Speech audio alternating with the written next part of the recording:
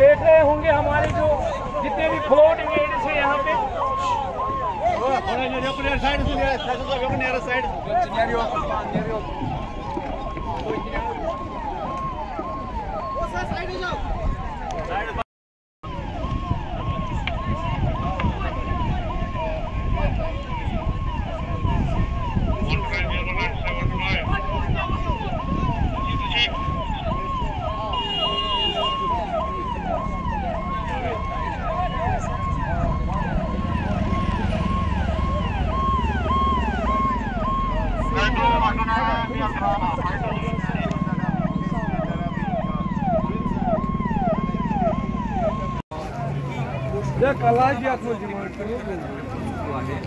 पुन्हा एकदा मी तुम्हाला दाखवतो की सगळ्या बाजूला डल लेक कॉर्डन ऑफ केलं आहे। पोलीस बंदोबस्त आहे मोठ्या प्रमाणामध्ये। इथे जे शिकारा असतात तिथे एरवी पर्यटक थांबतात, तर त्या शिकाराच्या आजूबाजूला त्या एका विशिष्ट अशा आकारामध्ये ही व्यवस्था करून प्रत्येक शिकाऱ्यामध्ये पोलीस बसवलेले आहेत आणि ही मॉकड्रिल दाखवलं जात आहे। या ठिकाणी समजा जर जहाज छोटीशी बोट खाली पडली आणि तिथे वाचवायची वेळ आहे तर काय करायला हवं त्याचा आता तुम्ही लाईव्ह डेमो प्राप्त